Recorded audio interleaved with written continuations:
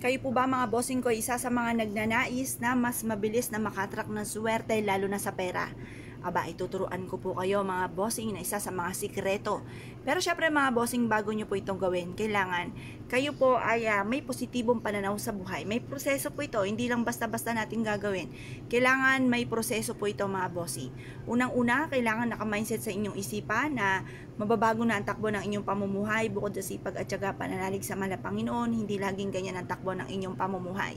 Ngayon pa mga bossing, subukan nyo pong maghanap ng barya mga bossing, kagaya po nito.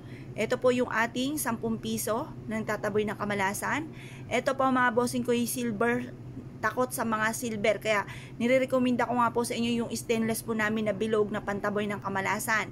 At yan ay bilog, ang bilog para mabilis gumulong ang magandang kapalaran. Tapos, ito naman po yung rose gold, yung pinaka-lining ng 20 pesos, mabilis na pagtugon sa mga problema.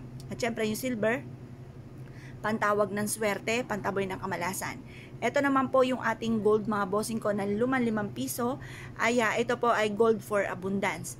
Pagsasama-samahin natin ang tatlong ito at ilalagay natin sa isang tissue. Yan, sa isang tissue. Ganito po inyo pong gagawin. Habang nakaharap ka sa may silangan na 6:30 or kaya po mga bossing ko ay alas 7, kunin nyo po ito, pagpatong-patungin. Sa pamamagitan ng pampaswerteng ito ay makakamit ko lahat ng mga pangarap ko sa aking buhay. Sabihin nyo na ang lahat ng nais na walang gamit na sana, direct to the point. Pagtapos na po kayo mag-wish mga bossing ko, ito po ay babasain po natin. Sabihin nyo po, ako ay yayam at magiging matagumpay. Lahat ng mga pangarap ko ay matutupad. Ayan, ito na po yun mga bossing, at pagkatapos ay babasain nyo po yan dito. Babasain nyo. Pero, wag po, baka yung tawag dyan, masira yung pinaka-tissue. Yan. Pag masyadong nabasa, kagaya po nito, pigain nyo lang. Yan. Tapos, mag-wish po kayo. Sa pamamagitan nito ay magtutuloy-tuloy na ang pasok ng swerte at kailanman na hindi na ako mamumblema sa usapin ng pera. Lahat ng mga pangarap ko ay matutupad. At kung ano man ang mga pagsubok ang pinagdadaanan sa ngayon, ay kaagad ko itong pagdadaanan at hindi ko ito tatambayan. Mag-wish na po kayo na lahat ng nais ninyo. Magkakaroon ako ng malaking bahay. Magkakaroon ako ng napakaraming pera.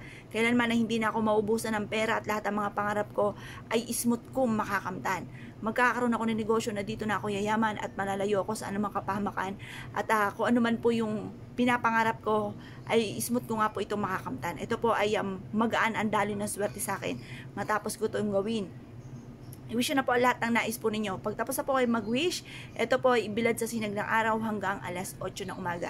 Makalipas ng alas 8 ng umaga, iwanan nyo po ito sa may bintana po ninyo mga bossing sa gawing silangan.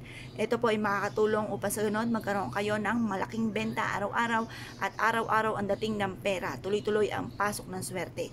Kaya kung kayo po naniniwala at nais po itong gawin mga bossing, asya mga bossing, good luck po sa inyo po lahat.